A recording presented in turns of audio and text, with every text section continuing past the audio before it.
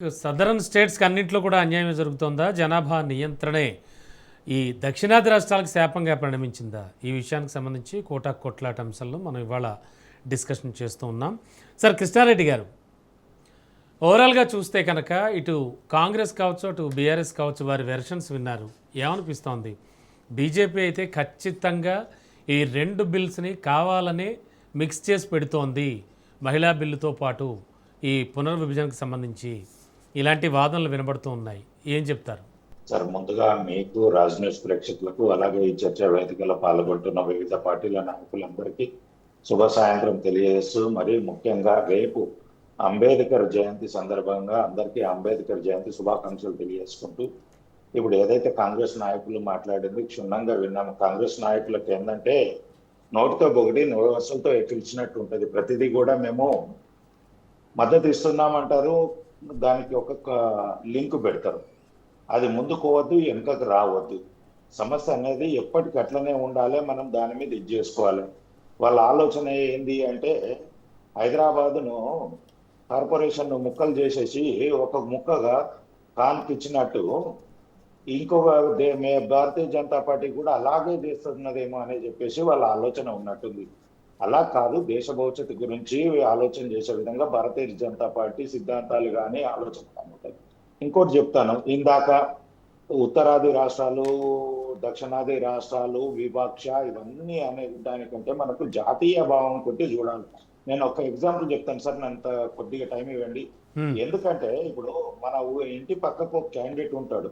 మనం ఆ గల్లీలో మూలకి వెళ్తే నా ఇంటి పక్కోడు అంటాము, అదే సెంటర్లోకి వెళ్తే నా గల్లీోడు అంటాము, అదే మండలికి వస్తే నా ఊరోడు అంటాము, అదే జిల్లాకు వస్తే మా మండలోడు అంటాము, హైదరాబాద్కి వస్తే మా జిల్లా అంటాము, జాతీయ ఢిల్లీకి వెళ్తే మా తెలంగాణ అంటాము, అదే అమెరికానో బయట దేశానికి పోతే మేము భారతీయులం అంటాము. ఎక్కడా ఏ ఊరు ఉన్నదో తెలియదు. ఈ యొక్క భావాలు ఉంటాయి కాబట్టి మనము భారతీయులుగానే చూడాలి. ఇంకొకటి నేను చెప్పదలుచుకుంది, ఎందుకంటే ఇప్పుడు హైదరాబాద్లో రెవెన్యూ విపరీతంగా ఉంటుంది. మనము ఉన్న 33 జిల్లాలకు వంచుతున్నామా లేదా అభివృద్ధికి? అలాగే దేశంలో ఉన్నటువంటి కొన్ని ప్రాంతాలలో అభివృద్ధి చెందిన ప్రాంతాల నుంచి రెవెన్యూ వచ్చినప్పుడు దేశం మొత్తం బాగుపడాలంటే అన్ని ప్రాంతాలకు పంచాల్సింది ఉంటుంది. అందరినీ దేశ ప్రజలుగా, అందరూ మనవారిగా చూసి దేశ భవిష్యత్తు గురించి ఆలోచన చేయాల్సింది ఉంటుంది. ఇంత సంకుటిత భావంతో వీళ్ళు మాట్లాడుతుంది ఏంటంటే సొంత అన్ననో తమ్ముడో కూడా వాడు బాగుపడితే ఓడవలేని విధంగా మాట్లాడే విధంగా ఉంది వీళ్ళది. ఈ జాతీయత అనేది ఒకటి పెంచుకోవాలి. మనము ఎంతసేపు మనం కుంచిత, మనం చిన్న భావనతోటి చూడాలి. సార్ డీలిమిటేషన్ ప్రక్రియలో జనాభా ప్రాతిపదికన కనుక విభజిస్తే ప్రస్తుతానికి ఉత్తర దక్షిణాది మధ్య ఉన్నటువంటి 210 సీట్ల అంతరం 412 వరకు పెరుగుతుంది అంటున్నారు రేవంత్ రెడ్డి గారు. సార్ ఇందులో ఇప్పుడు తీసుకుంటున్నది నాకు తెలిసింది, ఇందాక కూడా నేను 2-3 న్యూస్లలో చూసింది డిబేట్ క్రౌడ్. ఇది 2011 జనాభా ప్రతిపదికన వెళ్తున్నారు సార్. 2009లో జరిగింది, కానీ 2011లో మనకు జనాభా లెక్కలు జరిగినాయి. జనాభా నిష్పత్తి ప్రకారం దాని ప్రకారం వెళ్తుంది. ఈ 15 సంవత్సరాలలో ఎంత పెరిగింది, ఏ రాష్ట్రంలో ఎంత అయింది అనేది పెద్దగా ఎఫెక్ట్ ఏమి అంటే ఈ 15 సంవత్సరాలలో అయితే మేజర్ గా సౌత్ లో పాపులేషన్ తగ్గింది అనేది వాస్తవము, మనం అందరం ఒప్పుకోవాల్సిందే. దీనికి ఏ విధంగా మనం ముందుకు వెళ్ళాలి అనేది మనం చూడాలి. ఇట్లా కాకుండా మనం ఏంటంటే ప్రాంతాల వైపుగా ఏరియా వైపు వెళ్ళాలి అనేది మనం డిమాండ్ చేయగలిగితే పార్లమెంట్ లో మాట్లాడండి. ఇప్పుడు ఏంటంటే 2 అంశాలు ఉంటాయి సార్.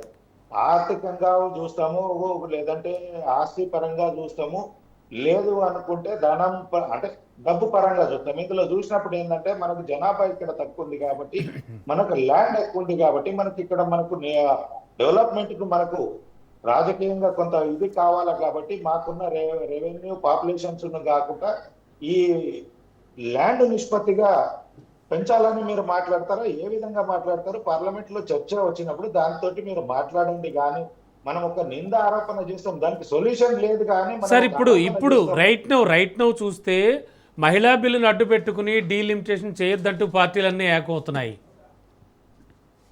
సార్. ఇందులో ఎవ్రీ 15 years ఒకసారి జరగాలి సార్. నేను వాస్తవంగా చెప్తున్నా, తెలంగాణలోనైతే చాలా ఇబ్బందికరమైన పరిస్థితులు ఏర్పడ్డాయి. ఎందుకంటే ఇందాక మనకు పాలన సౌలభ్యం కొరకు కేసీఆర్ గారు 33 జిల్లాలు చేసిండ్రు, మండలాలు పెంచిండ్రు, మంచి ఇది జరిగింది. కానీ ఉమ్, ఇప్పుడు వాస్తవంగా జరుగుతున్నది ఏంటంటే మా కామారెడ్డి జిల్లాలోనే చెప్తాను సార్. ఉమ్, ఏమైతుంది, ఇప్పుడు ఎమ్మెల్యే మా ఎల్లారెడ్డి ఎమ్మెల్యే ఉన్నాడు. ఆ, 2 మండలాలు వచ్చేసి కామారెడ్డి కాన్స్టిట్యున్సీకి వెళ్తాయి సగం. ఉమ్, అంటే 22 బూతులు ఉంటే 11 బూతులు అటు పోతున్నాయి, 11 బూతులు ఇటు వస్తున్నాయి. అవును. ఇంకో మండలంలో కూడా సేమ్ పరిస్థితి. బాన్స్వాడ నియోజకవర్గంలో ఏముంది, ఉన్న 7 మండలాలలో 3 మండలాలు వచ్చేసి నిజామాబాద్ ఉంటున్నాయి, 4 మండలాలు వచ్చేసి కామారెడ్డికి ఉంటున్నాయి. Hmm. రెవెన్యూ మీటింగ్స్ జరిగినప్పుడు కానీ, కలెక్టర్స్ మీటింగ్ జరిగినప్పుడు కానీ, ఏమన్నా సమీక్షలు జరిగినప్పుడు అక్కడ ఇక్కడ ఒకటేసారి జరిగినప్పుడు ఆ యొక్క ఎమ్మెల్యే కానీ ప్రజాప్రతినిధి ఎక్కడ పోయి కూర్చొని మాట్లాడాలి. ఇప్పుడు అదే మండల జిల్లా పరిషత్ చైర్మన్ వచ్చినప్పుడు ఆ 4 మండలాలలో మనుషులు ఎటు పోవాలి, వాళ్ళు ఎక్కడ ఓటు వేయాలి. ఇదంతా ఒకటి ఏంటంటే అధికారుల వికేంద్రీకరణలో చాలా ఇబ్బందికరమైన పరిస్థితులు ఏర్పడుతున్నాయి. ఇవి అన్నింటినీ సెట్ చేసుకోవాలంటే ఈ రోజు ఇప్పుడు ఏవైతే మనకు మండలాలు పెరిగినాయో, జిల్లాలు పెరిగినాయో దానికి అందరికి ఉపయోగపడేది. దాన్ని ఇంకా అందరికీ అంటే అందరికీ అందుబాటులో ఉండే విధంగా ఎలాంటి రాబోయే రోజులలో ఎలాంటి ఇబ్బంది జరగకుండా ఉండే విధంగా ఉండాలి. కానీ ఈ 4 మండలాలు ఇటు, ఈ 2 మండలాలు ఇటు, ఆ 10 గ్రామాలు అటు, ఈ జిల్లా ఇటు, ఈ ఎంపీ ఇటు, ఈ ఎమ్మెల్యే ఇటు, ఈ విధంగా కన్ఫ్యూజన్ అనేది తెలంగాణలో పాలనలో చాలా ఇబ్బందికరంగా, చాలా ఘోరంగా జరుగుతుంది. ఎందుకంటే వీళ్ళకే కాదు, ప్రజాప్రతినిధులకే కాదు, ఇప్పుడున్న డిఎస్పీలకు, ఏసీపీలకు, పాలనా అధికారులకు, డిఈఓలకు వీళ్ళందరికీ కూడా ఒక కన్ఫ్యూజన్ అయిన వాతావరణం ఓకే సార్, ఏర్పడుతుంది. ఓకే మాట్లాడదాం. ఒక్క నిమిషం ఒక్క నిమిషం జరగాలంటే ఒక్క నిమిషం. మనకి ఏంటంటే ప్రాపర్ చరణ్ గారు. ప్రక్రియ జరగాలి. షూర్ సార్, చరణ్ గారు.